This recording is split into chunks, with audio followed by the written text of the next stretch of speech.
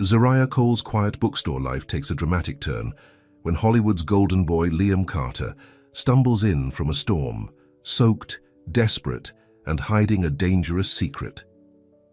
But when the press paints her as his scandalous lover, her world spirals out of control. Can she survive the spotlight, or will this millionaire's secrets destroy them both? Before we get into the story, comment below where in the world you are watching from today. The rain pounded against the windows of Zariah Cole's small bookstore cafe, Literary Brew, as she wiped down the last table. At 32, Zariah had built a life she was proud of in the quiet town of Oakwood. The store wasn't fancy, but it was hers, a warm space with floor-to-ceiling bookshelves, cozy reading nooks, and the best coffee in town. Another day done, she said to herself, glancing at the clock. It was almost midnight. Thunder cracked outside, making her jump. Storms always made her nervous, especially when closing up alone. Just as she was about to turn off the lights, a loud banging at the door startled her. She froze, clutching her cleaning rag. Through the rain-streaked glass, she could make out a tall figure hunched against the downpour. "We're closed," she called out. The banging continued, more desperate this time. Zariah hesitated, then moved closer to the door. The person outside looked soaked to the bone. "Please," a deep voice called through the door. "I need help." Against her better judgment, Zariah unlocked the door, opening it just enough to see who was there. The man stumbled forward, nearly falling into her arms. He was drenched, his expensive-looking clothes clinging to his body. "Thank you," he gasped, leaning against the doorframe. "I'm sorry. I didn't know where else to go." When he looked up, Zariah's breath caught in her throat. Even with rain dripping from his face and his hair plastered to his forehead, she recognized him instantly. Liam Carter, the Liam Carter, movie star, millionaire. The man whose face was on billboards and magazine covers across the country. "Yes," she started. "Please," he cut her off, his voice low and urgent. "Don't tell anyone I'm here." Zariah's mind raced. Why was Hollywood's golden boy pounding on her door in the middle of a storm, looking like he'd been running for his life? "Are you hurt?" she asked, noticing he was favoring his right leg. "No." "Yes." "I don't know." He ran a shaky hand through his wet hair. "I just need somewhere to hide for a few hours. Please." Something in his eyes, fear, desperation, exhaustion, made Zariah's decision for her. She locked the door behind him and flipped the open sign to closed. "You can sit down over there," she said, pointing to a table in the corner away from the windows. "I'll get you a towel." When she returned from the back room with a clean towel and a cup of hot coffee, Liam was slumped in the chair, his head in his hands. "Here," she offered. "You look like you need this." He took the towel gratefully, drying his face. "I can't thank you enough, Miss Zariah. Zariah Cole." "Zariah," he repeated, his voice warming slightly. I know who you are, Mr. Carter." He winced. "Just Liam, please." Zariah sat across from him, studying his face. Up close, he looked different from the perfect images she'd seen in movies and magazines. There were dark circles under his eyes and a small scar near his left eyebrow that makeup artists usually covered. He looked real. Human. "Do you want to tell me why one of the most famous actors in the world is banging on my door at midnight? Looking like he's running from the law?" Liam sipped the coffee, his hands still trembling slightly. "It's complicated." "I've got time," Zariah said, though she was exhausted and wanted nothing more than to go home to her small apartment above the shop. Liam's eyes darted to the windows, as if expecting someone to be watching. "There are people looking for me. People who want to—" He trailed off. "I was at a party at a hotel downtown. Something happened, something bad. I needed to get away, and I just started driving. My car broke down about a mile from here, and I saw your light on." Zariah frowned. "Should I be worried? Are these people dangerous?" "No, not like that. It's just—" Liam rubbed his face with the towel. "Hollywood stuff, politics, lies. I found out some things about my manager, about the studio, money that's gone missing, a scandal they're trying to cover up. When I confronted them, things got ugly. And now they're after you? They want to make sure I don't talk to anyone, especially not the press." He looked at her with tired eyes. I just need somewhere to lay low until morning. Then I'll be out of your hair. Zariah hesitated. She lived a quiet, drama-free life, and this man was the walking definition of drama. But she couldn't send him back out into the storm. I have a small apartment upstairs, she said finally. You can sleep on the couch for tonight. The relief on Liam's face was immediate. Thank you, I promise I'll be gone before you open tomorrow. Upstairs, Zariah's apartment was modest but comfortable. A living room with a small kitchen, a bedroom and a bathroom. It wasn't what someone like Liam Carter was used to, but it was clean and safe. The couch pulls out, she explained, grabbing sheets and a blanket from a closet. Bathroom's there if you want to clean up. Liam stood awkwardly in the middle of her living room, looking out of place in his expensive clothes, even wet as they were. This is very kind of you. It's just for tonight, Zariah reminded him and herself. You can tell me the rest of the story in the morning. She showed him how to pull out the sofa bed and left him to get settled while she went to her room. As she changed into her pajamas, the reality of the situation hit her. Liam Carter was sleeping in her apartment. It was surreal. Despite her exhaustion, sleep didn't come easily to Zariah that night. She tossed and turned, wondering if she'd made a mistake letting a stranger into her home, celebrity or not. Outside, the storm raged on, rain lashing against her bedroom window. Around 3 in the morning, a loud crash woke her. Zariah sat up, heart pounding. She heard movement in her living room. Grabbing her phone, ready to call 911, she cautiously opened her bedroom door. Liam was standing by the window, peering through the blinds. At the sound of her door, he turned sharply. I'm sorry, he whispered. I thought I heard something outside. You're paranoid, Zariah said, but she moved to the window beside him and looked out. The street below was empty, rain-slicked and silent under the streetlights. Maybe, Liam admitted, but when people are actually out to get you, it's not really paranoia. They stood in silence for a moment, watching the rain. You should try to get some sleep, Zariah said finally. Whatever's going on, you'll handle. It better if you're rested. Liam nodded, running a hand through his now dry hair. In the dim light from the street, Zariah could see just how handsome he really was. Not in the polished, perfect way he appeared in movies, but in a raw, vulnerable way that felt more real. Good night, Zariah, he said softly. And thank you again. Good night. Liam. Back in her bed, Zariah stared at the ceiling, listening to the creaks of the sofa bed as Liam settled back in. This was crazy. Tomorrow, he would leave, and her life would go back to normal. This would be just a strange story to tell her best friend Maya, the night Hollywood showed up at her door. But when Zariah finally drifted off to sleep, her dreams were filled with dark figures chasing her through rain-soaked streets, and a sore pair of tired eyes that looked at her like she was the only safe harbor in a storm. Zariah woke to the smell of coffee. For a moment she was confused. Had she left the coffee maker on? Then the events of the night before came rushing back. Liam Carter, the storm, the mysterious trouble he was in. She got out of bed quickly, grabbing her robe. When she opened her bedroom door, she found Liam in her small kitchen, his back to her as he poured coffee into 2 mugs. Good morning, he said, turning with a smile. I hope you don't mind. I found the coffee and thought I'd make us both a cup. In the morning light, he looked different, rested but still on edge. He'd found a t-shirt somewhere, one of her oversized sleep shirts that she sometimes wore, and it stretched tight across his broad shoulders. The sight of him in her kitchen, in her clothes, was disorienting. Thanks, she said, taking the mug he offered. Did you sleep okay? Better than I expected to, Liam admitted. Your couch is surprisingly comfortable. They sat at her small kitchen table, an awkward silence stretching between them. In the harsh light of day, the reality of having a Hollywood star in her apartment felt even more bizarre. So, Zariah said finally, are you going to tell me what's really going on? Liam sighed, staring into his coffee. It's a mess. I found out my manager, Derek, has been embezzling money from my production company. Millions. When I confronted him last night at the hotel, he denied everything. Then he threatened me. Threatened you how? He said if I went public, he'd release some compromising information about me. Things that could ruin my career. Liam's knuckles went white around his mug. I lost my temper. We fought. Physical, I mean. Someone called security and I ran.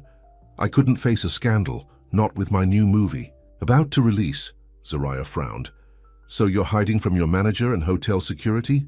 And the press. If they find out about the fight, it'll be everywhere. Liam Carter loses it. Hollywood's golden boy has meltdown.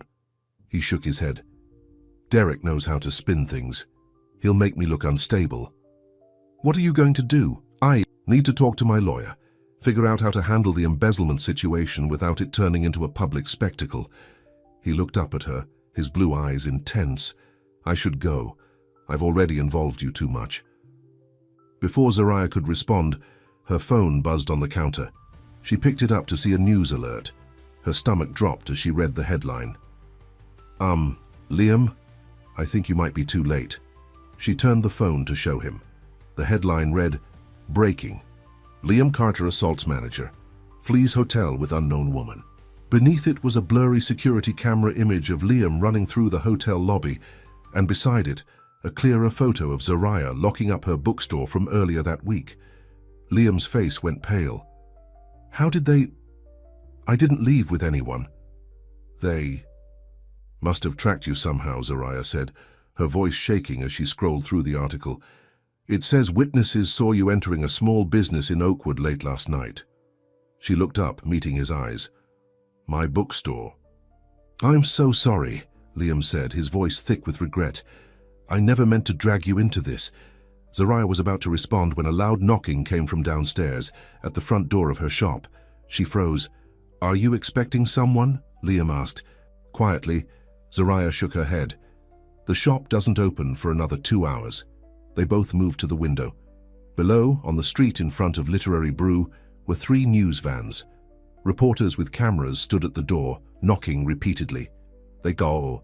Found us? Liam said grimly. How did they know I live above the shop? Zariah wondered aloud, panic rising in her chest. Someone must have talked. The real estate listings, maybe. It wouldn't be hard to figure out. Liam ran a hand through his hair. Zariah, I am so sorry. The knocking continued, more insistent now. Zariah could hear voices calling up, asking, 4 comments. Ms. Cole, is Liam Carter with you? Can you tell us about your relationship? What relationship? Zariah muttered. I barely know you. Welcome to my world, Liam said bitterly, where facts don't matter and everything is a story to sell. Zariah's phone rang. It was Maya. Zariah girl, please tell me you're seeing the news. Maya's voice came through, excited and concerned all at once. You're trending. There are pictures of your store everywhere. What is going on? It's complicated, Zariah said, glancing at Liam, I can't really talk right now. Are you with him? Is Liam Carter actually there? The internet is going crazy. I'll call you back, Zariah promised and hung up. Her phone immediately started buzzing with more calls and messages. This is a nightmare, she whispered, sinking onto her couch. Her quiet life had just exploded into chaos, and she had no idea how to handle it. Liam sat beside her, his face a mask of guilt and concern. I'll fix this, he promised. I'll go down there, tell them the truth, that you were just helping a stranger in need, that there's nothing between us. Will they believe? That probably not, he admitted, but it's the truth. The truth doesn't seem to matter much in your world, Zariah pointed out. Liam couldn't argue with that. They sat in silence for a moment, the knocking downstairs continuing relentlessly. I have another idea, Liam said finally. We wait them out. They can't stay there forever. Eventually they'll get tired and look for me somewhere else. And in the meantime, I can't open my shop with them camped outside. I can't even leave my apartment. I know, and I'm sorry. But if we go out there now, it'll only make things worse. Liam reached for his phone. Let me call my lawyer. He'll know what to do. As Liam made his call, stepping into the bathroom for privacy, Zariah checked her social media. What she saw made her heart sink. The story was everywhere, and it was getting uglier by the minute. Breaking. Liam Carter's mystery woman identified. As local bookstore owner, Hollywood Playboy's latest conquest, small-town librarian, and worst of all, comments that made her skin crawl. Since when does Liam Carter date black women? Gold digger alert. She probably trapped him on purpose. What does he see in her? She's so ordinary. Zariah felt sick. She had done nothing wrong, nothing at all, and yet here she was, being judged and condemned by the entire internet.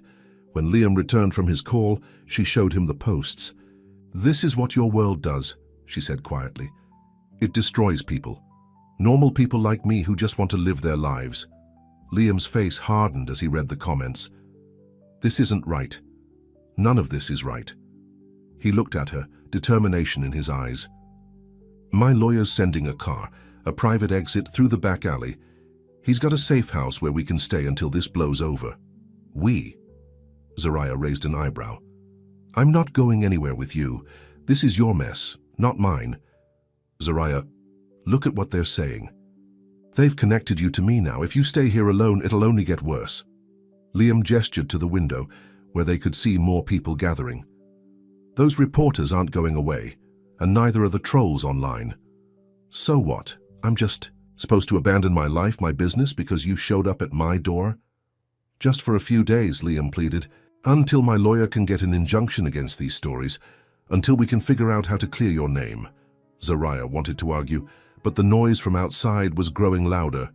Through the window, she could see more cameras, more people. Her phone wouldn't stop buzzing with calls and notifications. "Fine," she said finally. "A few days, that's it." Liam's relief was palpable. "Thank you. I promise I'll make this right."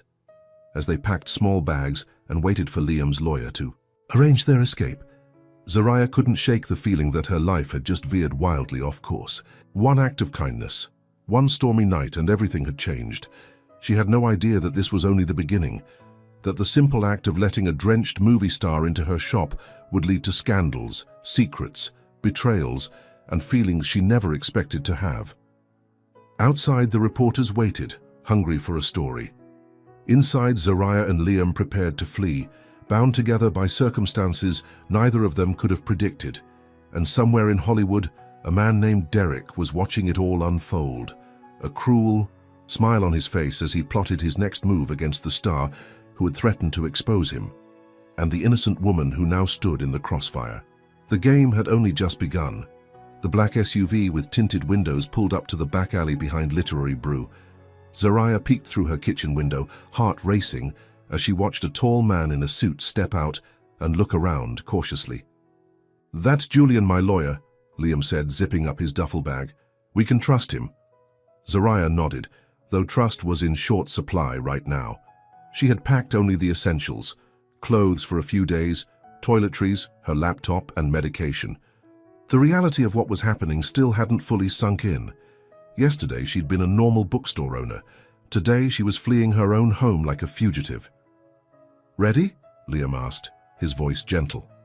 "No," Zariah admitted, "but let's go anyway." They crept down the back staircase that led from her apartment to the alley. Zariah had texted Maya, asking her to handle the shop for a few days due to a family emergency. It wasn't entirely a lie. This situation was definitely an emergency, just not the kind she could explain right now. Julian opened the SUV door as they approached.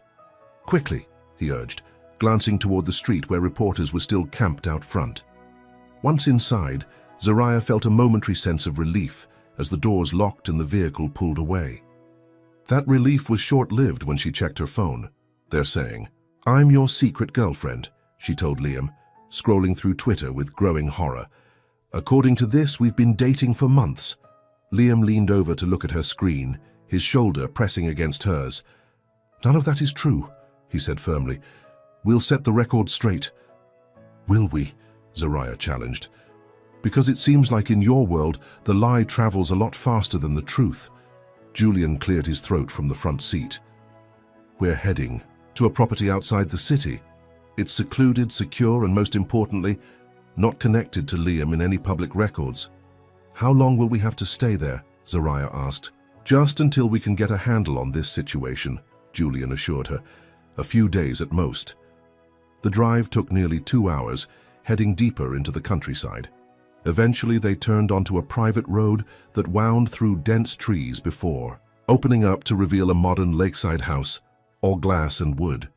This is your idea of laying low? Zariah muttered as they pulled up to the impressive structure. It belongs to a friend, Julian explained. He's in Europe for the month. No one will look for you here. Inside, the house was spacious and elegantly furnished, with floor-to-ceiling windows overlooking a serene lake. Under different circumstances, Zariah might have been impressed. Right now, she just felt out of place. "Make yourselves comfortable," Julian said, setting down his briefcase. "I've arranged for groceries to be delivered tomorrow. The fridge should be stocked with basics for now." He turned to Liam. "We need to talk strategy. Derek is making the rounds, painting you as unstable and violent. He's claiming you assaulted him without provocation." Zariah moved to the window, giving them some privacy as they discussed legal matters. Outside, the lake sparkled in the afternoon sun, peaceful and undisturbed. It seemed impossible that just miles away, her life was being torn apart by gossip and lies. Her phone buzzed with a text from Maya. "OMGZ, the reporters won't leave. They're asking all kinds of questions about you and Liam Carter. What is going on?" Zariah sighed. She couldn't keep Maya in the dark forever, but explaining the situation via text seemed impossible. "It's complicated," she wrote back. "I promise. I'll explain everything soon. Just tell them no comment for now." When she turned back, Julian was packing up to leave. "I'll be in touch daily," he told Liam. "Try not to worry. We're going to handle this." After Julian left, an awkward silence fell over the house. Zariah and Liam stood in the expansive living room, two strangers bound by circumstances neither had chosen. "You must hate me right now," Liam said finally. "I don't hate you," Zariah replied honestly. "I hate this situation. I never meant to drag you into my mess."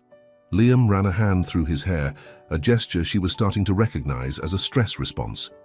"All you did was help someone in need, and now your life is turned upside down." "It is what it is," Zariah said with a shrug, though inside she was far from calm. "Let's just focus on getting through this." They explored the house together, discovering 4 bedrooms, 3 bathrooms, a fully equipped kitchen and a media room. Zariah chose a bedroom at the far end of the hall, needing space to process everything that had happened. As evening approached, she found Liam in the kitchen, staring into the open refrigerator. "I'm a terrible cook," he admitted when he noticed her. "Usually I have—" he trailed off. "People who cook for you?" Zariah finished, raising an eyebrow. "That sounds worse than it is," Liam said with a rueful smile. "But yes." "I can cook," Zariah offered. "Nothing fancy, but I won't poison us." Working together, they managed to prepare a simple meal of pasta and salad. As they ate at the kitchen island, Zariah found herself studying Liam. In person, without the cameras and the Hollywood polish, he seemed younger, more vulnerable. "Tell me something real about you," she said suddenly. "Not the stuff I could read in a magazine." Liam looked surprised, then thoughtful. "Real, huh?" He set down his fork. "I hate making movies." "What?" Zariah couldn't hide her shock. "But that's your whole career." "I love acting," Liam clarified. "I hate everything that comes with it. The fame, the scrutiny, the lack of privacy." He gestured around them. "Case in point." "Then why do it?" "Because when I'm playing someone else, when I'm telling a story that matters, there's nothing like it." His eyes lit up as he spoke, revealing a passion that his Hollywood image never captured. "That feeling makes the rest of it worthwhile. Most days, anyway." Zariah nodded, understanding the sentiment more than she expected to. "That's how I feel about my bookstore. The business side is hard sometimes, but being surrounded by stories, helping people find the right book at the right time, it makes it all worth it." A comfortable silence fell between them, the first since they'd met. "Your turn," Liam said. "Tell me something real about Zariah Cole." She thought for a moment. "I moved to Oakwood 5 years ago after my fiancé cheated on me with my best friend. I needed a fresh start, away from everyone who knew the story." "I'm sorry," Liam said, his eyes sincere. "Don't be. Best thing that ever happened to me in retrospect." Zariah smiled. "If he hadn't broken my heart, I never would have had the courage to open Literary Brew. Sometimes the worst moments lead to the best decisions." "I'll drink to that," Liam said, raising his water glass in a toast. After dinner, they settled in. The living room, the TV playing quietly in the background. Zariah was scrolling through her emails when a news alert caught her attention on the screen. "Liam," she said sharply. "Look." He turned toward the TV, where footage was playing of Derek, his manager, leaving a hospital with his arm in a sling. The headline beneath read, "Liam Carter's manager speaks out about violent attack." They watched in silence as Derek, looking appropriately injured and somber, spoke to reporters. "I've worked with Liam for years, and I've been concerned about his behavior for some time," Derek said, his voice sad and concerned. "The pressure of fame affects people differently, and unfortunately, Liam has been struggling with anger issues and substance abuse." "That's a lie," Liam exclaimed, jumping to his feet. "I've never had substance abuse problems." Derek continued on screen. "When I confronted him about getting help, he became violent. I'm heartbroken, really. I only want what's best for him." "Turn it off," Liam said through clenched teeth. "Please." Zariah hit the power button and the ER screen went black. "He's lying, right?" "About all of it," Liam confirmed, pacing the room. "The only thing I confronted him about was the missing money. Millions that disappeared from my production company accounts. Money he had access to." "Why would he make up these stories about you?" "To discredit me," Liam explained, running his hands through his hair again. "If people think I'm unstable or on drugs, they won't believe me when I come forward about the embezzlement." Zariah frowned. "But can't you prove it? If he stole the money, there must be records." "It's complicated. The accounts were set up so that both of us had authorization. On paper, it could look like I took the money myself." Liam sat heavily on the couch. "I trusted him. For 10 years, I trusted him with everything." The pain in his voice was raw, and Zariah felt a surge of sympathy. She knew what it was like to be betrayed by someone you trusted completely. "We'll figure it out," she said, surprising herself with the we. When had this become her problem too? Liam looked equally surprised by her words. "You don't owe me anything, Zariah. This isn't your fight." "Maybe not, but they've dragged me into it anyway." She pulled up Twitter on her phone, showing him the latest trending topic. "Liam's gold digger," with her picture attached. "They're making." "Cite my fight." Liam's face darkened as he scrolled through the vicious comments. "This is disgusting. I'm so sorry."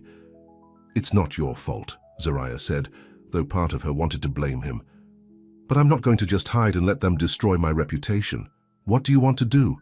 "Fight back," she said firmly. "With the truth." Liam's phone rang before he could respond. It was Julian. Liam put the call on speaker. "Things are escalating," Julian said without preamble. "Derek's pressing charges for assault. There's talk of a restraining order." "He can't do that. He's the one who threatened me." "It's his word against yours, and right now his arm is in a sling, and you're hiding out with a woman the press is painting as your mistress." Julian's voice was even, professional. "We need to be strategic here." "What about the money?" Zariah asked. "Can't you prove he stole it?"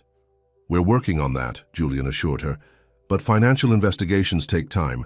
Right now, we need to address the assault allegations and the situation with Ms. Cole." Zariah didn't like the way he said situation, as if she were a problem to be managed. "I have a name, you know." "Of course, Ms. Cole, I apologize." Julian cleared his throat. "The press has created a narrative about your relationship with Liam that's complicating matters. They're using it to support Derek's claims about Liam's instability." "What are they saying now?" Liam asked, dread in his voice. "That you've been hiding your relationship for months, that Ms. Cole is the reason for your erratic behavior lately, that she's after your money." "None of that is true," Zariah exclaimed. "I met him yesterday." "The truth is rarely relevant in situations like this," Julian said matter-of-factly. "What matters is public perception." "So what do we do?" Liam asked. There was a pause on the line.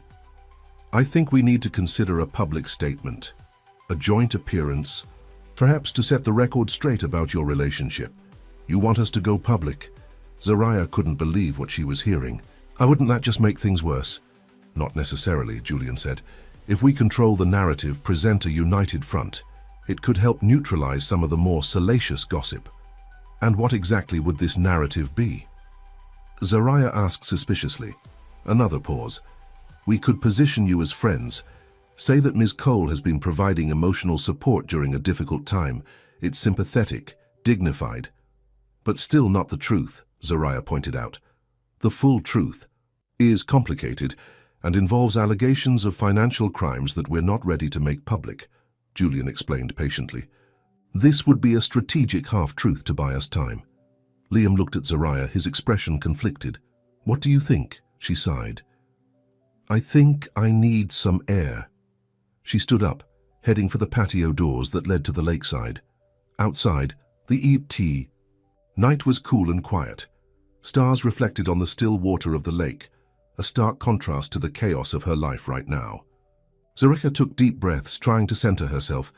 A few minutes later, she heard the door slide open behind her. Liam approached cautiously, stopping a respectful distance away. I told Julian we'd think about it, he said quietly. No decisions. Tonight. Good, Zariah nodded, because I have no idea what to do. I don't blame you, Liam said, leaning against the railing beside her. This is my world, not yours. The constant lying, the strategic truths, the image management. It's exhausting, even when you're used to it. Is anyone ever really used to living like that? Liam considered this. No, he admitted. Not really.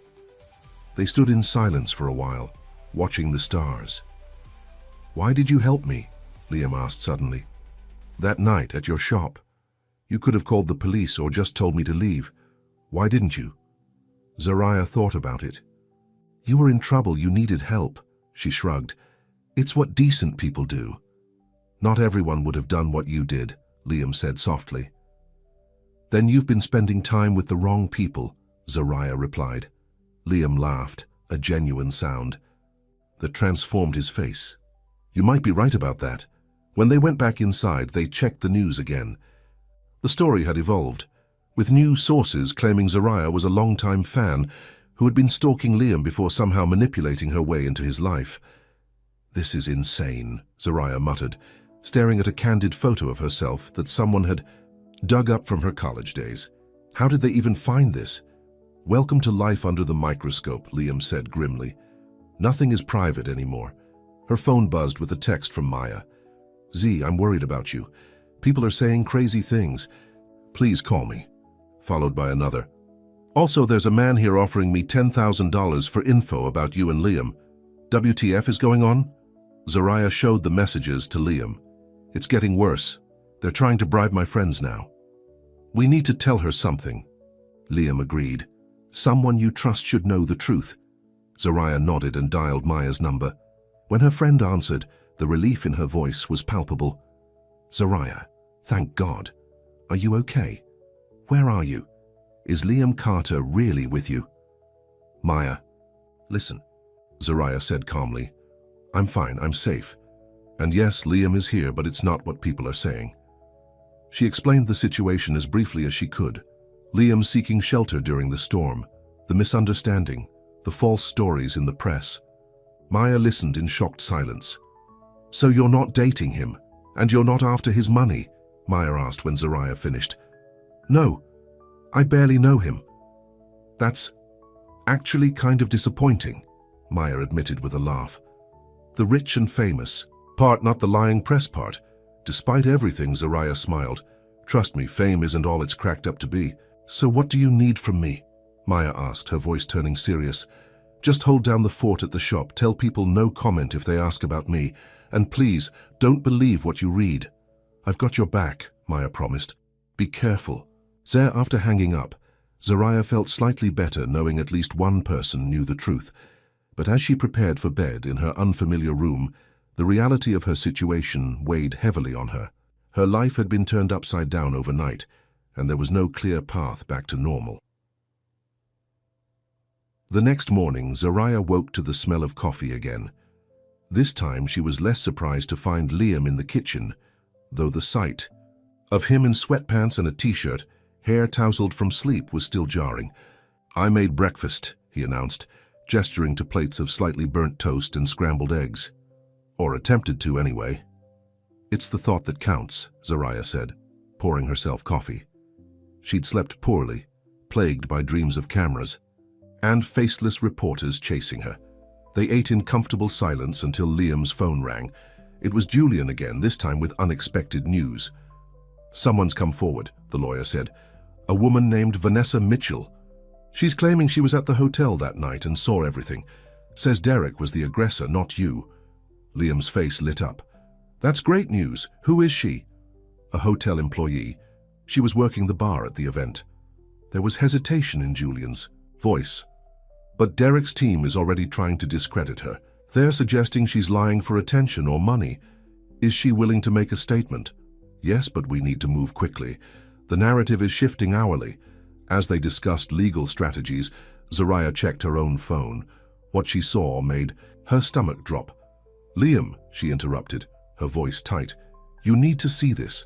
She held out her phone, showing him a new article that had just been published.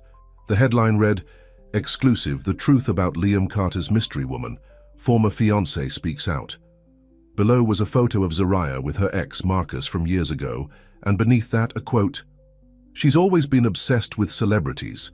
When we were together, she talked about Liam Carter all the time. I'm not surprised she found a way to trap him." Liam took the phone, reading with growing anger.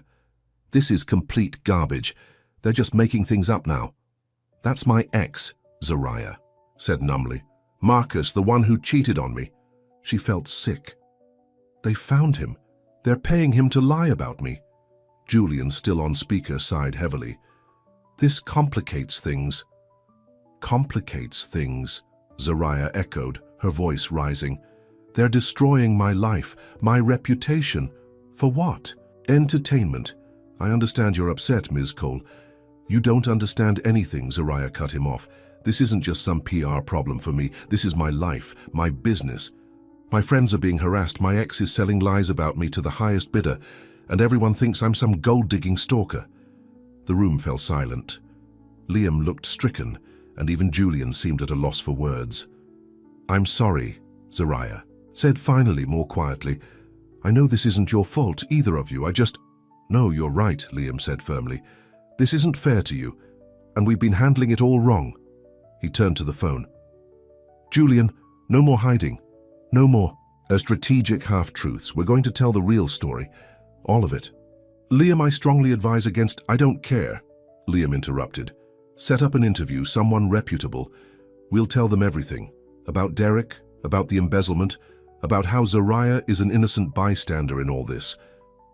"And what about your career?" Julian asked. "Going public with accusations against Derek before we have solid proof could backfire spectacularly." "Some things are more important than my career," Liam said, looking at Zariah, "like doing the right thing." Zariah felt something shift between them in that moment, a new understanding, a connection forged through shared adversity. Julian sighed. "I'll see what I can arrange. In the meantime, stay put. And Liam, try not to make any more impulsive decisions." After they hung up, Zariah studied Liam's face. "Are you sure about this?" "Julian's right. It could hurt your career." "I'm sure," Liam said without hesitation. "You've lost enough because of me. I won't let them keep tearing you down with lies." His phone buzzed with a text. As he read it, his expression darkened. "What now?" Zariah asked, dreading the answer. "It's from Vanessa, the hotel employee. She says men have been following her since she came forward." Liam looked up, his eyes troubled. "She's scared. Could it be reporters? Maybe. Or maybe Derek's doing more than just spinning stories." Liam's jaw tightened. If he's willing to embezzle millions, who knows what else he's capable of? The gravity of the situation settled over them. This wasn't just about bad press anymore. There were real stakes, real dangers. "We need to help her," Zariah said decisively. Liam looked surprised. "We?" "Yes, we. She's risking everything to tell the truth about what happened, to help clear your name.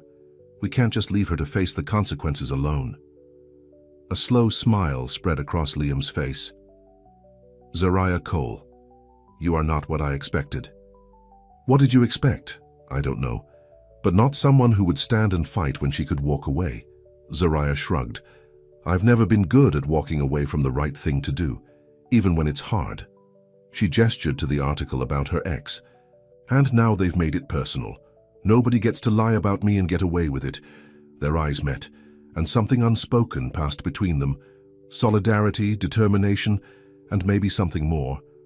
In just 2 days, they had gone from strangers to reluctant allies to whatever this new feeling was. "So what's the plan?" Zoraya asked, pushing away the flutter in her stomach. "First, we make sure Vanessa is safe," Liam said, already typing a response. "Then we prepare for the interview Julian's setting up. And if Derek tries to stop us," Liam's expression was resolute, "then he'll find out what happens when he messes with the wrong people." Outside, rain began to fall again, pattering against the windows of their hideaway. The storm that had brought them together was nothing compared to the one they now faced. But for the first time since this ordeal began, Zoraya felt something beyond fear and anger. She felt hope. And as she watched Liam make calls to arrange protection for Vanessa, she couldn't help but wonder if this Hollywood stranger who had crashed into her life might be worth all the trouble after all. Little did she know that Derek was already making his next move, one that would test both their resolve and the fragile connection growing between them. The worst was yet to come. 3 days had passed since Zoraya and Liam arrived at the lake house. 3 days of watching their names and faces flash across news channels. 3 days of ugly headlines and vicious comments online. 3 days of growing closer in ways neither of them had expected. Zoraya stood at the kitchen counter, slicing vegetables for dinner. She'd taken over the cooking duties after Liam's disastrous attempts at breakfast that first morning. To her surprise, she found comfort in the simple, familiar task. It was one small piece of normal in a situation that was anything but. "That smells amazing," Liam said, entering the kitchen. He'd just finished a lengthy call with Julian about their upcoming interview, scheduled for tomorrow evening, with respected journalist Elena Rivera. "Just a simple stir-fry," Zoraya replied with a shrug, though she smiled at the compliment. "Nothing special. After years of fancy restaurant food, simple home cooking feels pretty special to me," Liam admitted, leaning against the counter beside her. His shoulder brushed against hers, a casual touch that sent an unexpected flutter through her. Over the past few days, these moments had become more frequent. Small touches, lingering glances, conversations that stretched into the night. Neither acknowledged the shift, but both felt it. "Any update on Vanessa?" Zoraya asked, focused on the vegetables to hide her flushing cheeks. "Julian's arranged for private security for her. She's staying at a hotel under a different name until the interview." Liam sighed, running a hand through his hair. "She's scared, but she's still willing to speak out. I owe her a lot." "We both do," Zoraya agreed. "Julian thinks her testimony will help? It changes everything. Without her, it was my word against Derek's. With her, we have an impartial witness who saw him threaten me first." Liam picked up a piece of bell pepper from the cutting board and popped it into his mouth. "The embezzlement charges are still complicated, but at least I won't be facing assault charges." Zoraya nodded, relieved. Though she'd known Liam for less than a week, she was certain of one thing. He wasn't the violent, unstable person Derek was portraying him as. "What about us?" she asked, the question slipping out before she could stop it. Liam looked at her, his blue eyes serious. "What about us? The interview tomorrow. What are we going to say about how we met, why I'm here with you?" She kept her voice casual, though the question felt anything but. "The truth," Liam said simply, "that you were kind enough to help. A stranger in need and got dragged into a nightmare because of it." "And that's all?" Zoraya pressed, immediately regretting the question. What more did she expect him to say? Something flickered in Liam's eyes. What else would there be? "Nothing," Zoraya said quickly, turning back to the vegetables. "You're right. The truth is the best approach." An awkward silence fell between them, the first in days. Zoraya focused on cooking while Liam checked his phone, both pretending the moment hadn't happened. They were saved from the tension by the sound of a car coming up the driveway. They exchanged alarmed looks. No one was expected today. "Stay." "Here?" Liam said, moving to the window to peek outside. "It's Julian," he reported, relief evident in his voice. "But he's not alone." Moments later, Julian entered with a woman Zoraya didn't recognize. Young, nervous, with dark hair pulled into a tight ponytail. "Vanessa," Liam asked, stepping forward. The woman nodded. "Mr. Carter, I'm sorry to show up like this." "What happened?" Liam asked, alarm returning to his face. "I thought you were staying at the hotel until tomorrow." Julian set down his briefcase, his expression grim. "There was an incident. Someone broke into her hotel room this afternoon." "What?" Zariah gasped. "Are you okay?" Vanessa nodded, though she looked shaken. "I wasn't there when it happened. I was downstairs getting coffee. When I came back, my room was ransacked and this was on the bed." She held out a piece of paper. Liam took it, reading aloud, "Keep your mouth shut or the next time you won't be so lucky." "This is serious," Julian said. "I've reported it to the police, but given the circumstances, I thought she'd be safer here with you until the interview." "Of course," Liam agreed immediately. "You can stay in one of the spare rooms." "I'm sorry to impose," Vanessa said quietly. "I didn't know where else to go." "You're not imposing," Zariah assured her, guiding the woman to sit at the kitchen island. "You're helping Liam at great personal risk. The least we can do is keep you safe." She poured Vanessa a glass of water. "Are you hungry?" "I'm just making dinner." Vanessa's shoulders relaxed slightly at Zariah's kindness. "Thank you. I haven't eaten since breakfast." As Zariah finished cooking, Liam and Julian spoke in low voices by the window. From their expressions, the conversation wasn't going well. When Julian left a short while later, Liam's face was tight with tension. "Everything okay?" Zariah asked as the three of them sat down to eat. "Not really," Liam admitted. "The break-in at Vanessa's room means Derek's getting desperate. Julian thinks we should postpone the interview." "But we can't," Vanessa protested. "The longer we wait, the more damage he does to your reputation, to both your reputations." She glanced at Zariah. "I agree," Liam said. "Which is why I told Julian. We're going ahead as planned." They ate in thoughtful silence for a while. Eventually, Vanessa spoke up. "I should explain why I'm doing this," she said, setting down her fork. "It's not just about what I saw that night between you and Derek." Liam looked at her curiously. "What do you mean?" "I've worked at the hotel for 3 years. I've seen Derek at many events with many clients." Vanessa took a deep breath. "He has a reputation among the staff for being inappropriate with women, especially young women trying to break into the industry." "Has he harassed you?" Zariah asked gently. Vanessa nodded. "Multiple times, but I need this job, so I kept quiet." Her hands trembled slightly. "When I saw him threatening you, Mr. Carter, something snapped. I realized I was tired of powerful men like him thinking they can do whatever they want without consequences." Liam reached across the table, squeezing her hand. "I'm sorry for what he put you through, and I promise you he will face consequences." After dinner, Zariah showed Vanessa to one of the spare bedrooms, while Liam made calls to adjust the security arrangements for tomorrow's interview. When Zariah returned to the living room, she found him standing by the window again, staring out at the darkening lake. "This is getting dangerous," Zariah said, joining him. "Breaking into hotel rooms, threatening notes. It's not just bad press anymore." "I know," Liam said grimly. "Julian wants to hire additional security for all of us. Is that really necessary?" "I think it is." Liam turned to face her. "Derek has millions of reasons to stop us from going public. Tomorrow. He's clearly willing to cross lines I didn't think he would."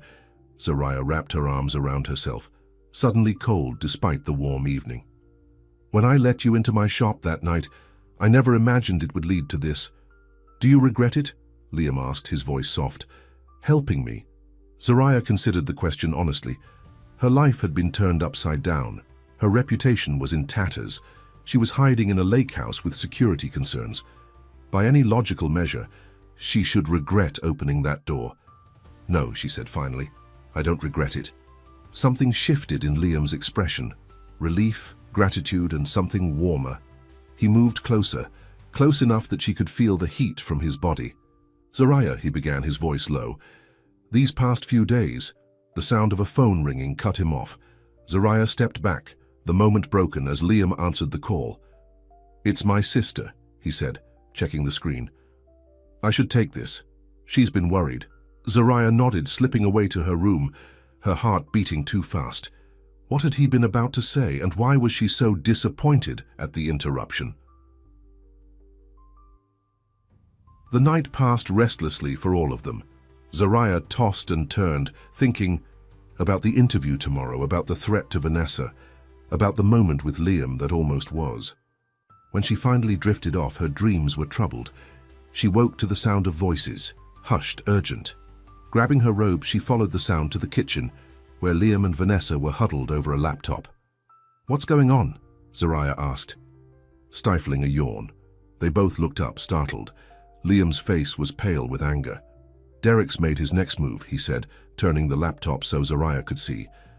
On the screen was a website, one of those sleazy celebrity gossip sites that specialized in scandal. The headline made her stomach drop. "Exclusive. Liam Carter sex tape with mystery woman, full story inside." "What?" Zariah gasped. "That's impossible." "It's fake," Liam assured her quickly. "There is no tape, but they're claiming to have one, with images allegedly from it." He scrolled down to show blurry photos, clearly doctored, suggesting intimate scenes between them. "This is disgusting," Zariah said, her voice shaking. "How can they just make up lies like this?" "They're trying to discredit us before the interview," Vanessa explained. "Make it look like you two really were having a secret affair and now you're lying about how you met." Liam closed the laptop, unable to look at the fake images any longer. "Julian's already on it. He's threatening legal action against the site." "Will that work?" Zariah asked. "Eventually, but the damage is already done. It's spreading all over social media." Zariah sank into a chair, feeling violated even though the images weren't real. "My mother might see this. My friends, people I work with." The thought made her physically ill. "I'm so sorry," Liam said, his voice thick with guilt. "This is all because of me." "No," Zariah said firmly. "This is because of Derek, because of a system that profits from lies and doesn't care who gets hurt in the process." She stood up, anger replacing her initial shock. "And I refuse to let them win." Liam looked at her with admiration. "So we're still doing the interview?" "Damn right we are," Zariah declared, "now more than ever." The hours before the interview were a blur of preparation. Julian arrived with Elena Rivera and her small crew, transforming the lake house living room into an impromptu studio. Security personnel patrolled the grounds. Makeup artists prepared them all for the cameras. Through it all, Zariah felt strangely calm. The initial shock had given way to determination. She was done being a victim of this situation. It was time to fight back. Just before they were set to begin, Liam found her alone in the kitchen, taking a moment to collect her thoughts. "Are you sure about this?" he asked, searching her face. "Once we do this interview, there's no going back. Your privacy—" "My privacy was invaded the moment those reporters showed up at my bookstore," Zariah pointed out. "At least this way we control the narrative. We tell the truth." Liam nodded, then reached for her hand, squeezing it gently. "Whatever happens next, I want you to know something. Meeting you has been the only good thing about this whole mess." Before Zariah could respond, Julian called them in. It was time. Elena. Rivera was known for her tough but fair interviews. As the cameras rolled, she didn't hold back. "Liam Carter, you've been accused of assault, substance abuse, and erratic behavior by your longtime manager, Derek Morrison. How do you respond to these allegations?" Liam sat straight, his voice steady. "They're completely false. Derek has been embezzling money from my production company, millions of dollars. When I confronted him about it at the hotel that night, he threatened me. He said if I went public with what I knew, he would destroy my reputation. And is that what he's doing now? Destroying your reputation?" "Trying to," Liam agreed. "But the truth always comes out eventually." Elena turned to Vanessa. "You claim to have witnessed this confrontation. What exactly did you see?" Vanessa described the scene in detail, how Derek had backed Liam into a corner, how he'd been the one to shove Liam first, how Liam had only pushed back in self-defense before fleeing. "And why should viewers believe your account over Derek Morrison's?" Elena pressed. "Because I have no reason to lie," Vanessa said simply. "In fact, coming forward has put me at risk. My hotel room was broken into yesterday, and I received a threatening note. Do you believe Derek Morrison was behind this threat? I can't prove it, but the timing is suspicious. Finally, Eleanor turned to Zariah. Ms. Cole, your involvement in this situation has been the subject of intense speculation. Some reports suggest you and Liam Carter have been involved in a secret relationship for months. Others claim you're a fan who manipulated your way into his life. What's the truth? Zariah took a deep breath. The truth is embarrassingly simple. 3 nights ago, during that big thunderstorm, Liam showed up at my bookstore just as I was closing. He was soaked, desperate, and needed help. I let him stay in my apartment, on my couch. The next morning, the press somehow found out he was there, and suddenly I was being called his mistress, his gold digger, his obsessed fan. None of it was true. We'd literally just met. So there is no relationship between you two? Zariah hesitated, glancing at Liam. What could she say? That they'd spent 3 intense days together, developing feelings neither of them had expected. That in any other circumstances, she might have wanted to explore those feelings. Ms. Cole and I have been thrown together by extraordinary circumstances, Liam interjected smoothly. She's shown incredible kindness and courage in the face of lies and harassment. Whatever relationship exists between us now has developed because of that shared experience, not before it. Eleanor nodded, turning back to her notes. Let's talk about the alleged sex tape that surfaced this morning. The interview continued for nearly an hour, covering every aspect of the situation. They presented the evidence they had of Derek's embezzlement, financial records Liam had managed to save before fleeing the hotel. Vanessa shared her experiences of Derek's pattern of harassment. Zariah described the impact the false stories had had on her life and business. By the end, they were all emotionally drained, but hopeful. For the first time, they had told their side of the story, unfiltered by tabloid spin. As the crew packed up their equipment, Eleanor approached them privately. This is going to make waves, she warned. Derek won't take this lying down. We're prepared, Liam assured her, though Zariah wondered if that was really true. How could anyone be prepared for what might come next? Once everyone had left, the 3 of them collapsed in the living room, the adrenaline of the interview giving way to exhaustion. Now what? Vanessa asked, voicing the question on all their minds. Now we wait, Liam said. The interview airs tomorrow night. Until then, we stay put, stay safe. And after? Zariah asked quietly. Liam met her eyes. After depends on how people respond. Best case scenario, public opinion turns against Derek, the police investigate the embezzlement charges, and we can all go back to our lives. Zariah nodded, though. The thought of going back to her normal life no longer felt as simple as it once had. How could she return to her quiet existence at Literary Brew after all this? And more complicated still, did she want to go back to a life without Liam in it? These questions swirled in her mind as she excused herself to get some air on the patio. The sunset painted the lake in golds and pinks, a peaceful scene at odds with the turmoil inside her. She heard the door slide open behind her and knew without turning that it was Liam. Penny, for your thoughts? He asked, joining her at the railing. I'm not sure they're worth that much, Zariah said with a small smile. I doubt that. Liam's shoulder pressed against hers, a now familiar touch that somehow still sent warmth through her. You're one of the most thoughtful people I've ever met. I was just thinking about tomorrow and the day after. What happens when this is all over? Zariah turned to face him. When you go back to your world, and I go back to mine. Liam was quiet for a moment. What if I don't want to go back to my world? What do you mean? My world, Hollywood, fame, the constant scrutiny, I was already tired of it before all this happened. Now, he shook his head. I keep thinking about what you said about your bookstore, how you love being surrounded by stories, helping people find the right book at the right time. It sounds peaceful, real. It is, Zariah agreed. But it's also a world away from everything you know. Maybe that's what I need, a change, a chance to find out who Liam Carter is when he's not Liam Carter, movie star.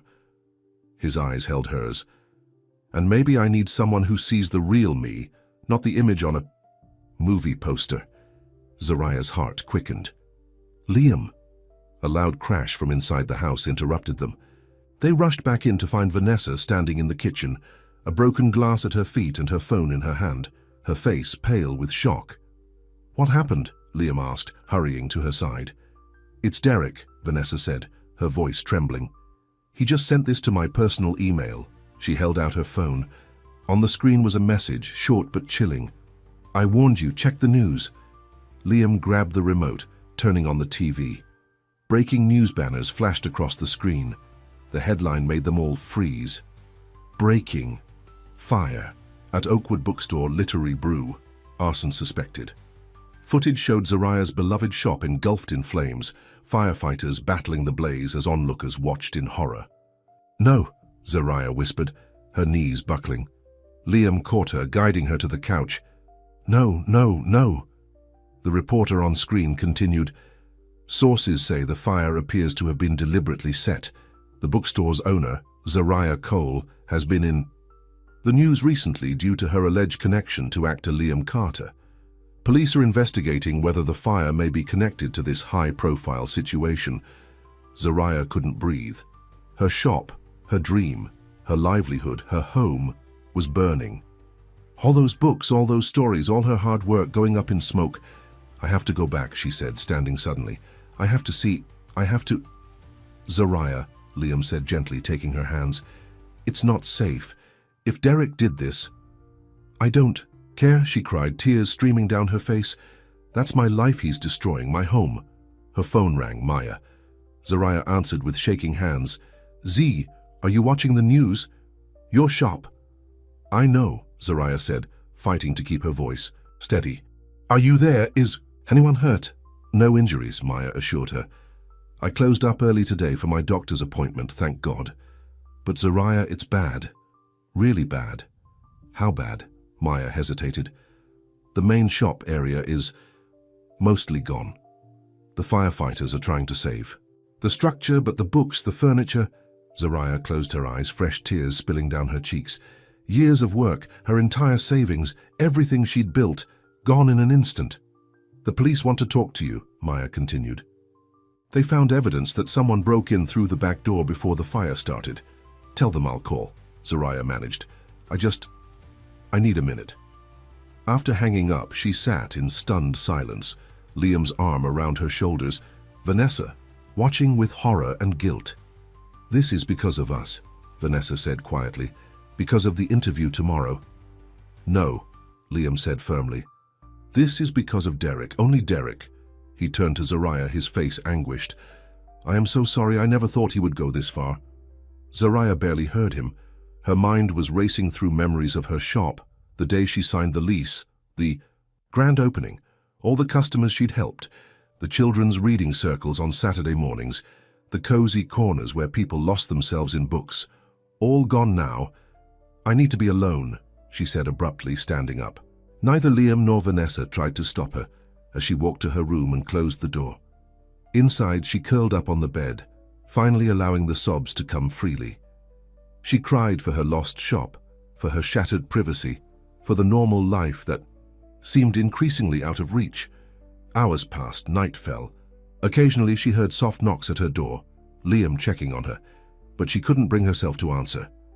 Around midnight, exhausted from crying, Zariah finally opened her door. The house was quiet, everyone presumably asleep. She made her way to the kitchen for water, then found herself drawn to the patio doors again. Outside, the full moon cast a silver path across the lake. It was beautiful, peaceful, a stark contrast to the chaos and destruction that had become her life. "I thought I might find you here." She turned to find Liam approaching, his face lined with worry and lack of sleep. "I'm sorry I shut you out," Zariah said quietly. "You have nothing to apologize for." Liam stopped beside her, close but not touching. "How are you feeling?" "Numb, angry, scared." Zariah looked out at the moon-dappled water. "Mostly angry right now?" "At me?" Liam asked, his voice barely audible. Zariah considered the question. It would be easy to blame Liam. If he hadn't shown up at her door that night, none of this would have happened. Her shop would still be standing, her life would still be normal. But that wasn't fair, and she knew it. "No," she said finally. not at you, at Derek, at a world where someone can just destroy what others have built because they feel threatened. She turned to face him. At myself, a little, for being naive enough to think we could just tell the truth and everything would be fine. We can still fix this, Liam insisted. The interview airs tomorrow. People will know the truth. Derek will face consequences. Will he, though? Zariah challenged. Will he go to jail for what he did to my shop? Will he pay for the lies he spread about me, about you? Or will he just hire expensive lawyers and PR teams and get away with it all? Liam had no answer for that. That's what I thought, Zariah said, her voice breaking. This isn't a movie, Liam. The bad guys don't always get what they deserve. Then we'll make sure he does, Liam said, a new determination in his voice. Whatever it takes. Something in his tone made Zariah look at him closely. What are you thinking? I'm thinking that I've spent 10 years making Derek rich and powerful. I know all his secrets, all his weaknesses. Liam's eyes were hard now, cold in a way she hadn't seen before. And I'm thinking it's time to use that knowledge. Liam, Zariah said cautiously, don't do anything you'll regret. The only thing I regret is bringing this nightmare into your life. He reached for her hand, holding it tightly. Let me make it right, please. Before she could respond, his phone rang, an unknown number. Liam answered, putting it on speaker. Mr. Carter, a familiar voice said, I think it's time we talked. Derek. I have nothing to say to you, Liam replied, his voice cold. Really? Not even after what happened to your girlfriend's little bookshop? Derek's tone was smug, taunting. Tragic accident, that. If you're calling to threaten us, save your breath, Liam snapped. The interview is happening. It airs tomorrow. The whole world will know what you've done.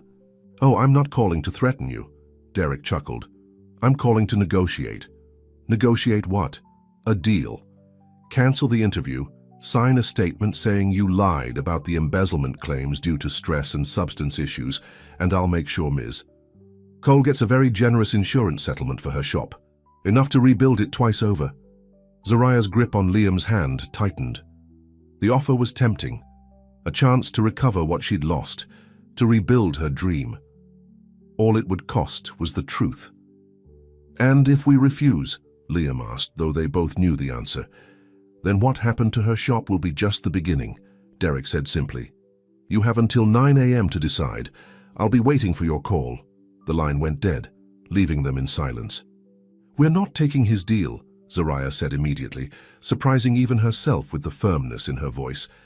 Zariah, your shop is already gone, she finished for him, and I'll rebuild it someday, but not with his blood money. She straightened her shoulders, a new resolve settling over her. He burned down my shop to silence us. If we let him win now, everything we've lost will be for nothing. Liam looked at her with something approaching awe. You're incredible, you know that. I'm angry, Zariah corrected him, and tired of being a victim. Tomorrow the world hears our story, and Derek Morrison learns what happens when he messes with the wrong people. For the first time since the fire, she felt something other than despair, a fierce determination, a fighting spirit she hadn't known she possessed. And as Liam pulled her into a tight embrace, she felt something else too, something that had been growing between them from the moment he stumbled into her shop, something that felt dangerously close to love. Whatever happens next, she whispered against his chest, we face it together. Together, Liam agreed, his lips brushing her hair. I promise. Outside, the moon continued its silent journey across the sky, casting its light on the lake house where 3 people slept, 2 finding comfort in each other's arms, 1 alone, with her phone, sending a text that would change everything. Miles away in a luxury penthouse, Derek Morrison read the message with growing alarm. It's done, but this is the last thing I'm doing for you. Leave me alone, or I go to the police with everything I know. He poured himself another drink, hands shaking slightly. Things were spiraling out of control. The interview tomorrow could ruin him, if they had the evidence they claimed. The girl from the hotel knew too much. The bookstore owner wasn't backing down as he'd expected, and now his accomplice was threatening to talk. Derek stared out at the city lights, the empire he'd built through manipulation and theft potentially crumbling around him. He had one last card to play, a desperate move, but possibly effective. He picked up his phone and dialed. "It's me," he said when the call connected. "I need something on Zariah Cole. Something big enough to destroy her credibility completely before tomorrow night. I don't care what it costs or how you get it.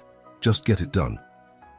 As he hung up, he didn't know that his call had been recorded, or that the pieces were already in motion for his downfall. He didn't know that in a lake house by a moonlit lake, the truth was gathering strength, preparing to break free after years of lies.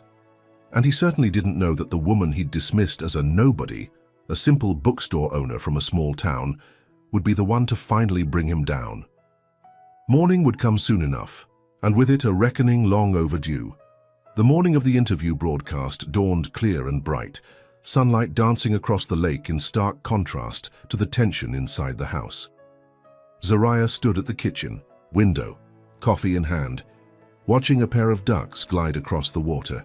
It seemed impossible that just 4 days ago, her biggest concern had been ordering new inventory for her shop. Now her shop was gone, her privacy was gone, her old life was gone, and yet, surprisingly, she didn't feel as devastated as she had last night. There was a strange sense of freedom in, having lost everything, a feeling that with nothing left to take, she had nothing left to fear. "You're up early," Liam said, entering the kitchen behind her. His hair was tousled from sleep, his eyes still carrying the heaviness of all that had happened. "Couldn't sleep," Zariah admitted, turning to face him. "Too much on my mind." Liam nodded in understanding. Julian called. "The network is promoting the interview heavily. It airs at 8 tonight. Has Derek called again?" "No. His deadline passed an hour ago." Liam poured himself coffee. "I guess he got the message that we're not backing down." Zariah wasn't so sure. A man desperate enough to burn down a business wouldn't give up easily. "What do you think he'll do next?" Liam hesitated. Julian's worried he might release more fabricated material, more fake photos, maybe some doctored text messages or emails. "Trying? And to make me look like a liar before the interview airs," Zariah concluded. It was the logical move. If Derek could destroy her credibility, it would undermine everything they said in the interview. "We should be prepared for anything," Liam agreed, moving to stand beside her at the window. After a moment's hesitation, he reached for her hand. "Whatever happens today, I want you to know that I—" The sound of Vanessa entering the kitchen cut him off. She looked as tired as they felt, dark circles under her eyes. "Morning," she said, heading straight for the coffee. "Any news?" "Nothing yet," Liam replied, his hand slipping from Zariah's. Another moment interrupted. "How did you sleep?" "Barely," Vanessa admitted. "I keep thinking about that fire. If he's willing to do that—" None of them finished the thought. They didn't need to. They spent the morning checking news sites and social media, waiting for Derek's next move. Julian called hourly with updates. The interview was being heavily promoted. Early responses to the teasers were mixed. Security had been increased around the lake house. Around noon, it happened. Zariah's phone lit up with a text from Maya. "Z, have you seen what they're saying about you now? It's all over the internet." With dread, Zariah opened her browser and searched her name. What she found made her stomach drop. "Exclusive. Zariah Cole's criminal past revealed," read the headline on a major gossip site. Beneath it was a mugshot, her face younger, frightened from 10 years ago. Liam looked over her shoulder, his face darkening. "What the hell is this?" Zariah felt sick as she scanned the article. "It's from college. I was arrested at a protest." The charges were dropped, but she trailed off, scrolling further. The article went far beyond the protest arrest, painting her as a radical with a history of unstable behavior and multiple arrests, a complete fabrication. "This is insane," Liam muttered. "One misdemeanor arrest at a college protest, and they're making you sound like a hardened criminal." "It gets worse," Zariah said, continuing to read. Sources close to Cole reveal a history of celebrity obsession, including a concerning fixation on Liam Carter dating back years. She looked up at Liam, her eyes wide with disbelief. "They're saying I stalked you." "We knew he'd try something like this," Liam reminded her, though his face was tight with anger. "It's just more lies." "But what if people believe it?" Zariah scrolled through the comments section, her heart sinking at the rush to judgment. What if they watch the interview tonight and think I'm just some crazy stalker with a criminal record? They won't, Liam insisted, but doubt flickered in his eyes. Vanessa, who had been quiet until now, spoke up. I think I can help with that. They both turned to her, surprised. I wasn't completely honest with you, she admitted, pulling out her phone. I didn't just witness the fight between Liam and Derek that night, I recorded it. You what? Liam stared at her.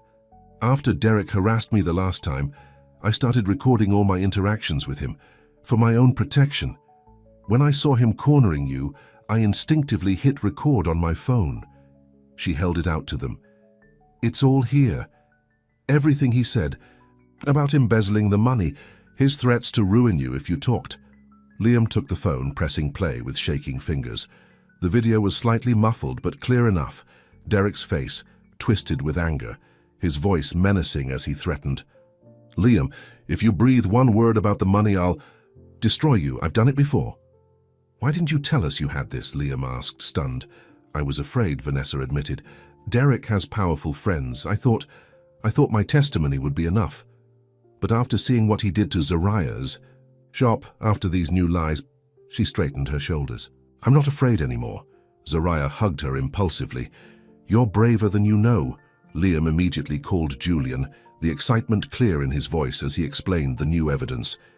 After a lengthy discussion, a plan took shape. They would send the video to Elena Rivera to be included in the broadcast tonight.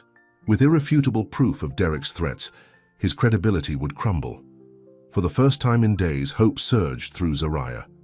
Maybe, just maybe, the truth really would win out. The hours crawled by as they waited for evening. Security around. The lake house was doubled, with Julian's team patrolling the grounds. The video had been securely transferred to the network. Everything was in place for the interview broadcast. Around 6 o'clock, Zariah stepped onto the patio for some air, needing a moment alone to prepare herself for what was coming. In just 2 hours, millions of people would watch as she told her story. The thought was terrifying. She heard the door slide open behind her and knew without looking that it was Liam. After just a few days, she could recognize his footsteps, the pattern of his breathing. It was strange how quickly they'd come to know each other, thrown together by crisis. Nervous about tonight? He asked, joining her at the railing. Terrified, Zariah admitted, but ready.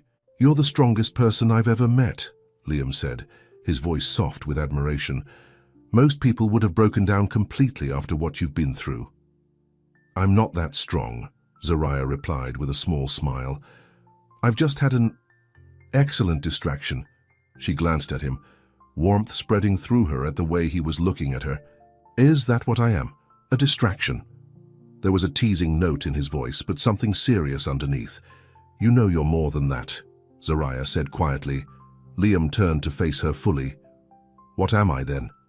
The question hung between them, weighted with all that had been left unsaid. Before Zariah could answer, Julian burst onto the patio, his face grim. We have a problem, he announced. Derek's on his way here. What? Liam stepped forward. How does he know where we are? I don't know, but security just spotted a car approaching the property. The driver matches Derek's description. Julian was already on his phone, barking orders to the security team. We're calling the police, but they're at least 20 minutes out. How long until he's here? Zariah asked, her heart racing. 5 minutes, maybe less. Julian looked at them seriously. You two need to stay inside, away from the windows. We'll handle this. But Liam shook his head. No. I've been running from him for days. I'm done hiding. He turned to Zariah.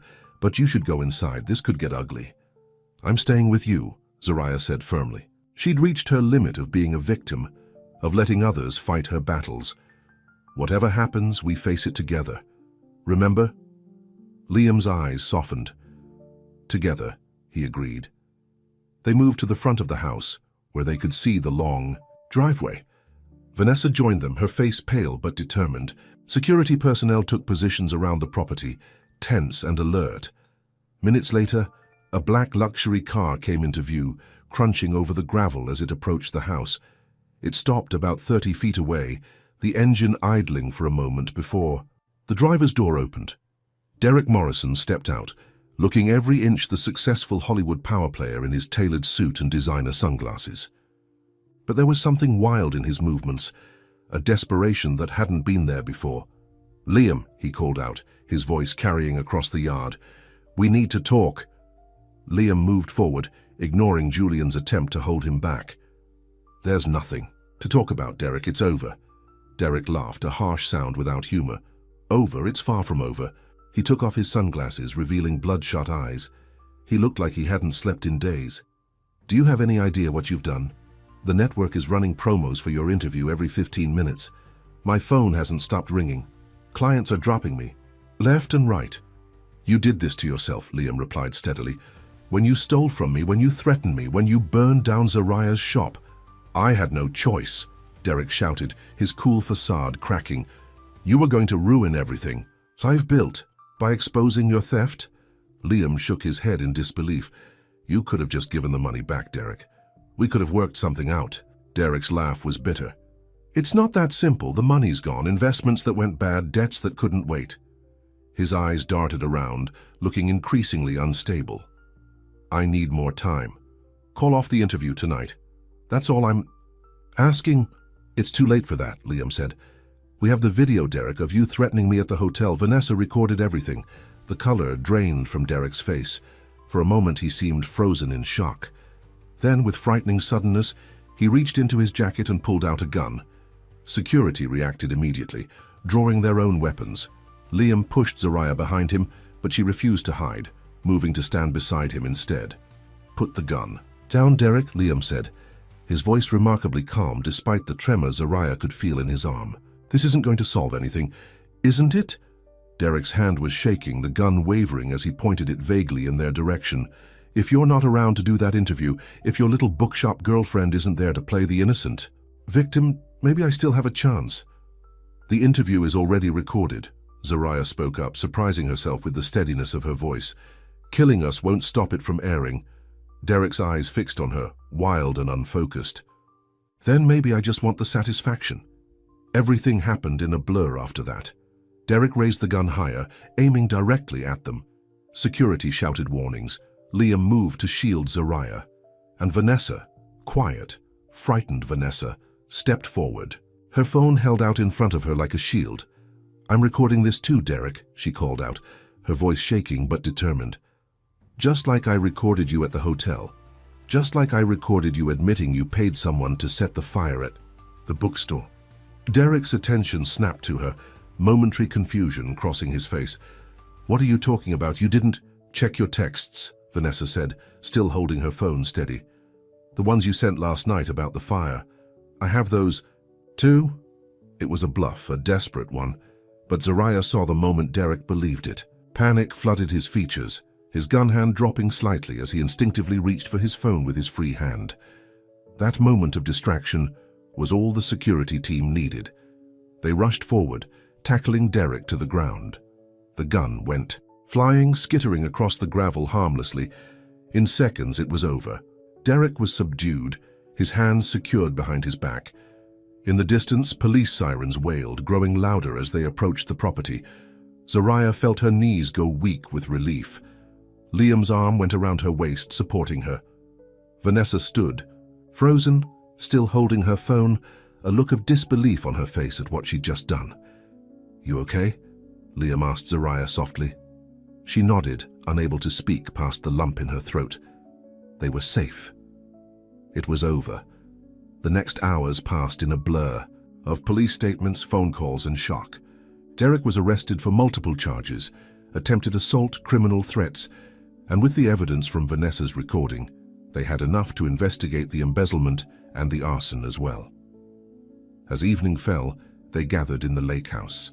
Living room, emotionally drained but free from the cloud that had been hanging over them for days.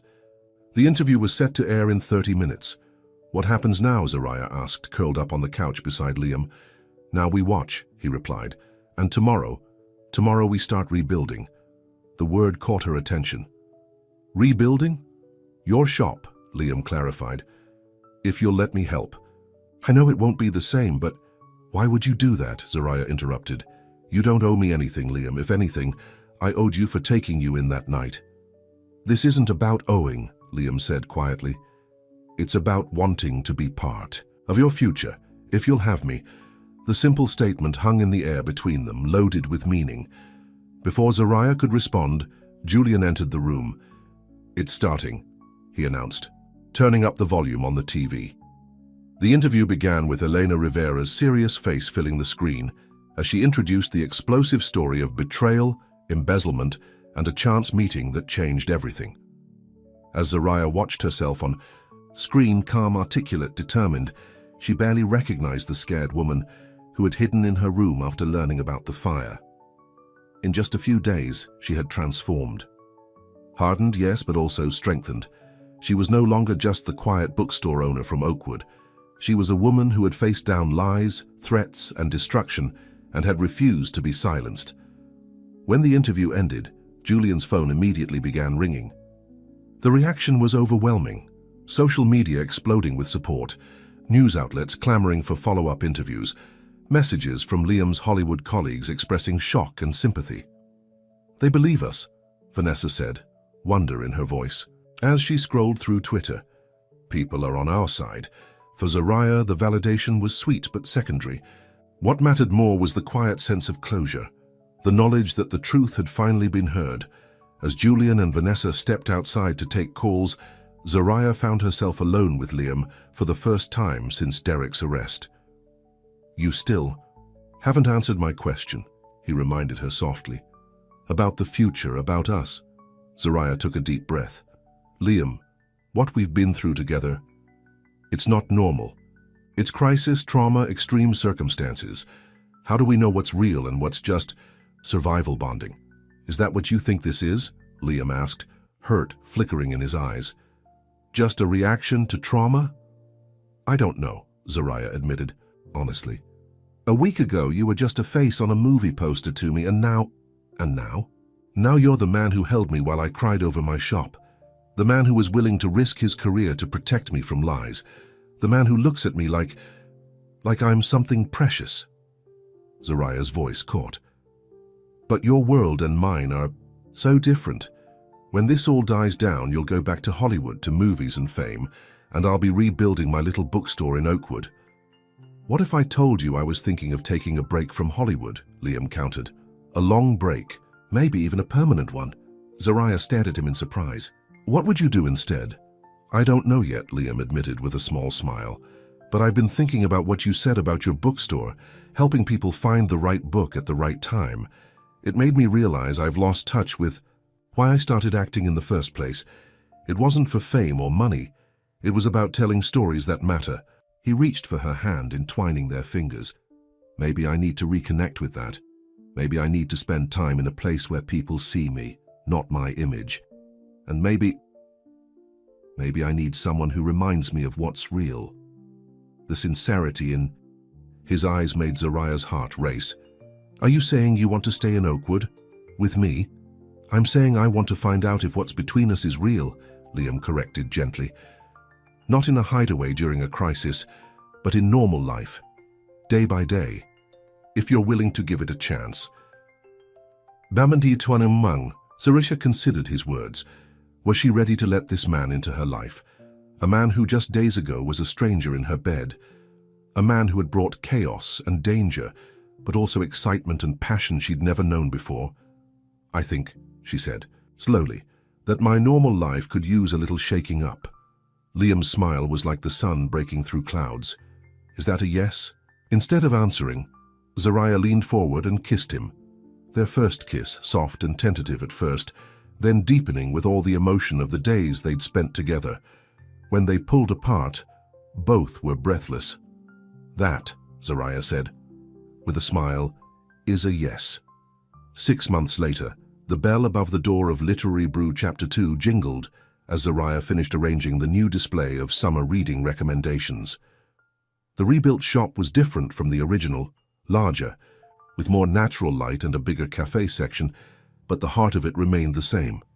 "The new James Patterson just arrived," Maya called from behind the counter. "Want me to put a copy aside for Mrs. Hendricks? She's been asking about it for weeks." "Please," Zariah replied, stepping back to admire her handiwork. The display looked perfect, just in time for tomorrow's grand reopening celebration. After the fire and the scandal that followed, Zariah had worried that her business would never recover. She'd underestimated the people of Oakwood.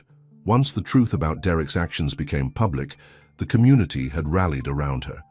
A crowdfunding campaign raised enough for a down payment on a new, better location. Volunteers helped with everything from construction to painting to shelving books. And then there was Liam. True to his word, he had stepped back from Hollywood, turning down 3 major film offers to focus on smaller, more meaningful projects, and on helping Zariah rebuild her dream. His financial contribution had certainly helped, but more important was his constant presence, his unwavering support through the ups and downs of starting over. The sound of the back door opening pulled Zariah from her thoughts.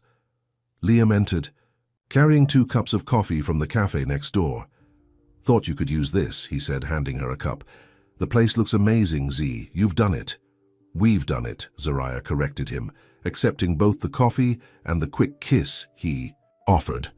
"I couldn't have managed without you." "Sure you could have," Liam countered with a grin, "but it wouldn't have been nearly as much fun." Zariah couldn't argue with that. The past 6 months had been challenging, but also filled with joy as their relationship deepened away from the spotlight. Liam had rented a small house on the edge of town, though he spent most nights at Zariah's new apartment above the shop. They were taking things slowly, learning each other's habits and quirks, building something real and lasting from the chaos of their first meeting. Hollywood hadn't given up on Liam completely. There were still calls from directors, offers of roles. But for now he seemed content with his new life, helping at the bookstore, doing occasional voice work that didn't require him to leave Oakwood, and reading scripts carefully, waiting for the right story to call him back. Derek's trial was set for next month. The evidence against him was overwhelming, especially after more victims of his schemes had come forward following the interview. Whatever the outcome, Zariah had made peace with her part in the story. She was no longer the victim, the woman caught in the crossfire. She was a survivor, stronger for what she'd endured. As for Vanessa, her bravery had been rewarded. After testifying against Derek, she'd been offered a management position at a prestigious hotel in New York, far from Hollywood and the memories of harassment.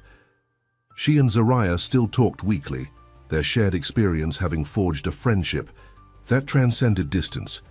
"What are you thinking about?" Liam asked, noticing Zariah's thoughtful expression. "Just how strange life is," she replied, leaning against him slightly. "If you hadn't shown up at my door that night, if you hadn't opened it," Liam added, "everything would be different." Liam nodded, his arm slipping around her waist. "Do you ever regret it, opening that door?" Zariah considered the question seriously. The old shop was gone. Her quiet, anonymous life was gone. But in their place, she had this new beginning, this stronger sense of self, and this man who looked at her like she was the most fascinating story he'd ever encountered. "Not for a second," she said honestly. The bell above the door jingled again as a customer entered, breaking the moment. Zariah gave Liam's hand a quick squeeze before moving to help the elderly woman who had walked in. "Good afternoon, Mrs. Wilson. How can I help you today?" "I'm looking for something for my grandson's birthday," the woman replied. "He's turning 10, loves adventure stories." "I have just the thing," Zariah said with a smile, leading her toward the children's section. From across the shop, Liam watched her work. Confident, knowledgeable, passionate about connecting people, with the right book at the right time. This was her element, her calling, and somehow, amazingly, he had become part of her story. When Zariah glanced back at him, her smile warm and private, Liam felt a certainty settle in his chest. What had begun as a desperate night of seeking shelter had become the most authentic relationship of his life. The cameras were gone, the spotlight turned elsewhere, but the feeling remained, growing stronger each day.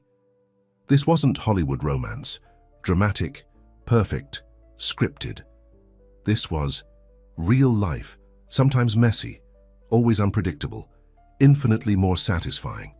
And as he watched Zariah in her rebuilt kingdom of books, Liam knew that the strange twist of fate that had led him to her door on that stormy night was the best thing that had ever happened to him. Outside, the sun shone on the new sign, Literary Brew Chapter 2. Inside, two people who had found each other in the most unlikely of circumstances continued writing their story together, one page at a time. And unlike the Hollywood endings Liam had performed in countless films, this one felt true. Not perfect, not without challenges ahead, but true. A new chapter, open to all possibilities.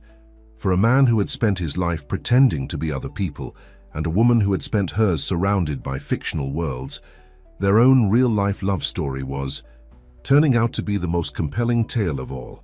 The end.